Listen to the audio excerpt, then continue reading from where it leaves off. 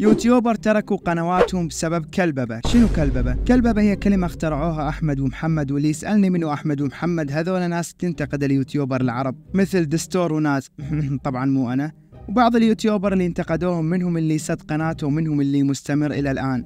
وهذول أحمد ومحمد خلينا نسميهم كلاب الشهرة بين قوسين، لأنهم يكتبون كلببة. ناز وقف قناته ودستور قطع عن اليوتيوب، وبعض اليوتيوبر تأثر بكلامهم لأن كلام الدببة كان قاسي شوي. ومن المفترض يوتيوبر كبير مثل ناز ودستور لا يهتمون لهذول ويطبقون قاعدة القافلة تسير والكلاب تنبح. وأتوقع بعض المتابعين يحسبوني أدور شهرة بسبب هذا الكلام. تقدر تقول نعم ولا، وإذا نعم فأنا ليش أنزل مقاطع؟ أكيد أدور مشاهدات.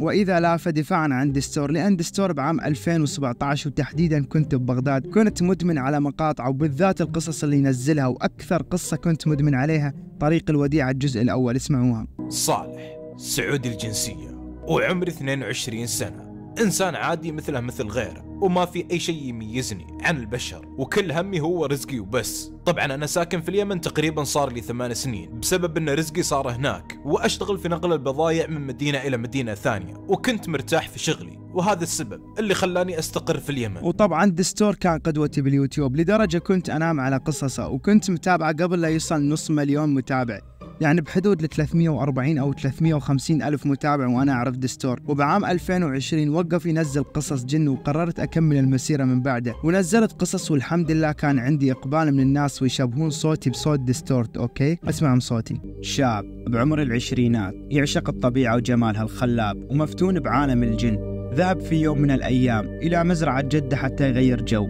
ويستنشق هواء طبيعي. كان عنده شغف غير طبيعي بعالم الجن، كان مصر على أنه يعرف كافة تفاصيل حياتهم. وبالفعل من خلال حب العالم الجن واستطلاعه عنهم حصد الكثير من المعلومات عنهم وعن طبيعة حياتهم المرعبة. وصلت بيه رحلته بالبحث في عالم الجن فضول غير طبيعي، قرر يقرأ كتب عنهم ويطبق بعض التعويذات والطلاسم لتحضير الجن وتسخيرهم لتنفيذ بعض الخدمات. وبعد فترة فعلا جاب كتاب متعلق بالسحر الأسود، كان مو مصدق أبدا أنه جاب هذا الكتاب وصار بين إيده. أتمنى تشتركون. وبالنسبة للناس تعرفت عليه سنة 2020 وكنت أتابعه أول بأول، وعلى ما أذكر كان ينزل مقطع على الساعة 9 والعشرة بالليل، وكنت أتابع بثوثه كلها لأجل أني أفوز بجهاز آيفون، بس للأسف ما فزت، والحمد لله ربي عوضني. بقناتي اللي طارت جبت منها أرباح واشتريت آيفون. وبالنسبة لدستور وناز هذولا كانوا من أبرز الشخصيات المؤثرة بالنسبة لي، وما أتوقع يستاهلون كل هذا النقد اللي حصلوه من كلاب الشهرة اللي هم محمد وأحمد، أو باختصار كلببة. فكانوا ينتقدون ناز بسبب انه ينزل مقاطع بسيطة ما يتعب عليها بالمونتاج ولا يتعب بالمحتوى، ويغارون منه لانه يجيب مشاهدات. فمستحيل اقيمهم وحدي، لازم تقيمون محتوى كلببة اللي هم محمد واحمد، لأنهم تكلموا على اليوتيوبر العرب وتكلموا عن غير ناز ودستور، تكلموا عن بندريتا وعن غيرهم. وبالنسبة لكلاب الشهرة مو من عندي هذا الاسم، هم يعترفون بنفسهم. الله معاكم كلاب الشهرة، كلاب الشهرة هو المهم.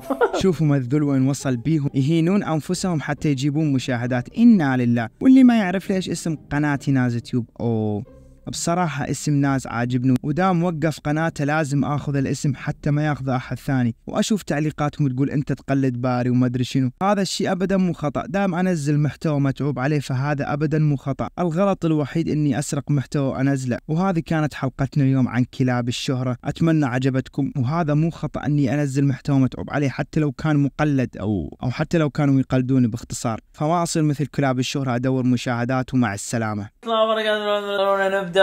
أوسميين رجعنا لكم بعد قطعة السدحة وسلسلة شنو؟ سلسلة المرتقبة يا جماعة، سلسلة كلاب الشهرة. ما عندهم كلاب الشهرة سدحة وناز.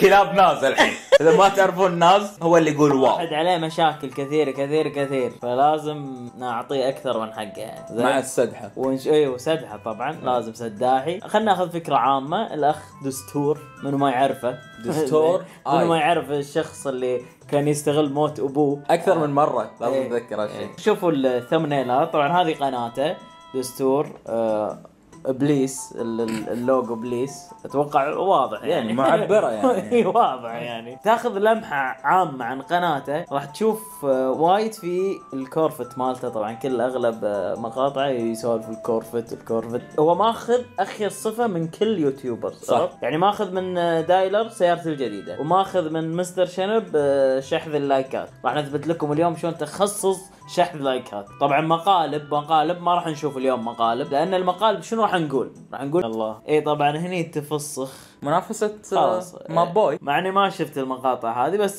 تاخذون فكرة